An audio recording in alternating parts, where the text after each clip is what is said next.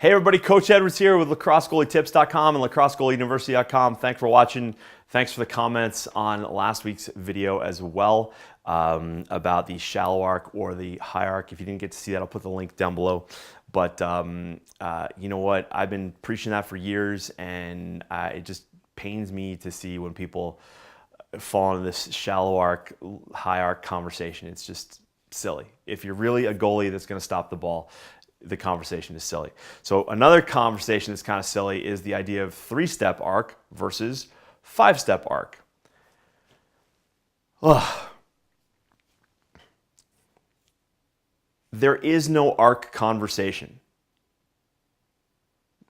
Done. I can end the video right now. Stop talking about 3-step arc or 5-step arc. Your job as the goalie is to be in position to save the ball.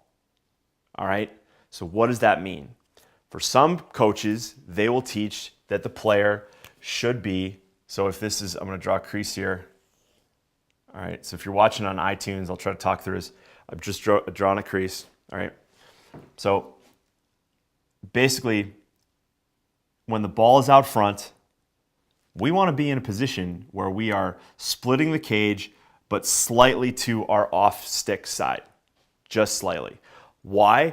Because with your stick, because we're basically lopsided as a goalie in lacrosse, because we have one predominantly, we're trying to catch the ball with our stick side hand. Not always, but you know, we're trying to use that stick to catch the ball.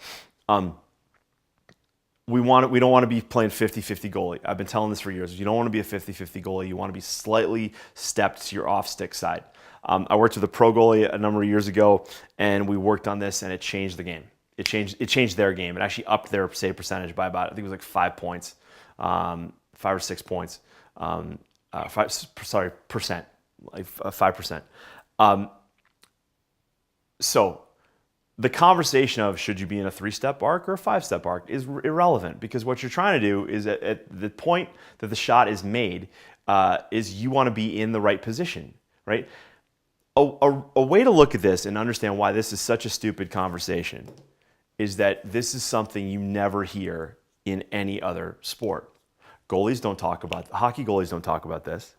Hockey goalies don't talk about like a 3-step shuffle or a 5-step shuffle. They're in the same net we are. No, their job is to get in position. So if the ball is here, and I'm drawing a ball top right, you know, okay, if I'm saying like, oh, I'm going to be in a 3-step, I'm only going to do 3-step. Well, if I step here, right, I'm trying to make this even, but whatever, okay? I may be out of position if I'm in a 3-step arc. Now, if I'm in a 5-step arc, I have more chance to be in position. But ultimately, when the shot's taken, I want to be in the right position. And if that means I'm in like a 6.5-step arc or a 4.25-step arc, then so be it. Maybe if you want to take 3 steps and then from that whatever one of those steps you then modify, that's the same thing too, like whatever. But here's the thing. Here's another conversation that drives me freaking crazy, okay? Is coaches who recommend you scuff the field, right, to basically look down to know where you are in the cage. That's completely wrong. You should be in warm-ups. You should be using your stick and your feet to know where you are in the cage. That's it, right? You should not be looking down at the field for marking. You should not be looking to your right or your left for a post. You should just be able to reach with your butt ends. Like if I'm coming off, like I'm a righty goalie, if I'm coming off my left pipe, I'm stepping, and I can feel that pipe. I know where I am, and then when I'm ready, when the shooter's a threat, I'm coming into my position. I'm bringing my stick into my ready stance, right? And then as I shuffle over to my right side, I'm in position, and then I know that when I know where that post is because I'm going to reach with my right foot on my last step, and I'm going to be right there.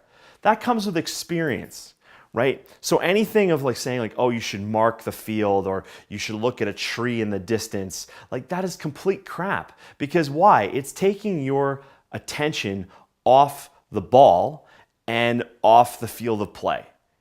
right? So first priority is the ball. Second priority is like, where are the rest of the offensive players on the field? And then third is, where are your teammates on the field? You don't need to be looking at a tree in the distance or the window on a house, or worse, at the scuff mark that some goalie made because they dug a trench on the edge of the crease to dig the grass out. That is also a whole big pile of you know what, all right? I saw a coach the other day who was recommending that, and I couldn't believe it. I couldn't believe it because it violates so many laws of good goaltending, right?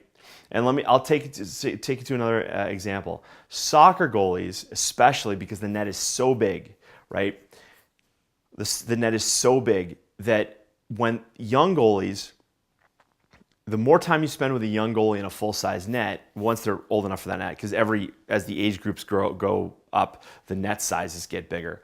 But goalies just learn where they are, like they just know, and for some reason, lacrosse goalies, people think like, oh, you got to mark this or do that or whatever. No, it's real simple. In practice, and you can do this at home. Okay, you can put a mark on each. You could put a chair over here, like to your right, and like the desk to your left, and make them 6 feet apart. And guess what? You can shuffle between the two of them. And what are you going to do? You're going to use your feet. You're going to be like, like ding, and then you can come out a bit and you can make an arc and you can come back. And just doing that, you can do that every night before bed, and just practice that. And you're going to know where you are in relationship to those posts. You're going to be able to do it with your eyes closed. So this idea of like 3-step arc and 5-step arc, there is no discussion. It's irrelevant. It's stupid. It violates like good learning. Just get your kids in the cage and get them used to where 6 feet is, right? And get them used to where, all of a sudden they're going to step out. And guess what coach is going to do? Coach is going to say, hey, guess what? You're a little bit to your right. Oh, I'm a little bit to my right. Okay, here. And then you let them look where the post is. You let them feel with the stick, right? And then you're good. Okay, and you do that over and over and over again. So, but by the time they are like a year into the sport, guess what? They know where they are.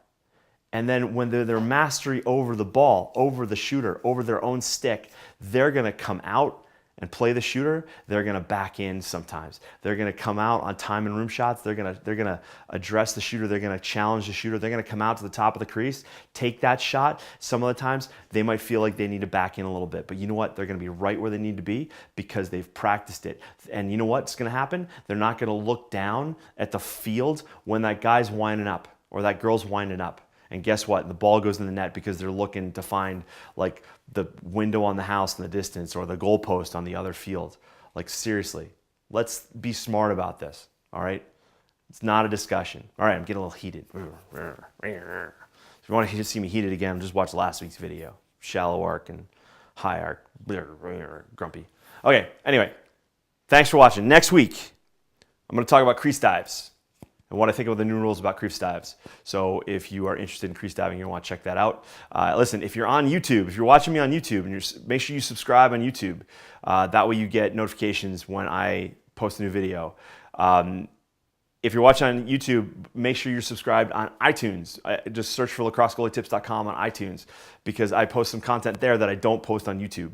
And by all means, make sure you sign up for the newsletter because you got extra goodies. Go to lacrossegoalietips.com. Hit the upper nav bar. You'll see cheat sheets there. Get the cheat sheets, apply them to your game. All right, be a better goalie. And then tell me what you did with them and how they improved your game because I want you to be the hero. I'm just the guide. You are the hero. All right, I'll see you next week. Cheers. All right, guys, thanks for watching. If you're on YouTube or on our website, do me a favor and like the video, share it, subscribe it if you would. And also, if you're on iTunes, be sure to subscribe so you never miss an episode. I put original content on iTunes. I do extra podcasts and things like that that you won't just see on the YouTube channel or on the blog. So be sure you subscribe over there. And listen, every week I put out new content as well as in our private Facebook group at Creating the Lacrosse Goalie of the Future. all the links to all the resources I talked about today will be in the show notes below. So if you're on your phone on iTunes, you'll be able to link to them there, as well as if you're on the blog or on YouTube, you'll see them there as well. If you got a question for me, feel free to email me, coachedwards@lacrossegoalietips.com, and I'll see you next week. Cheers.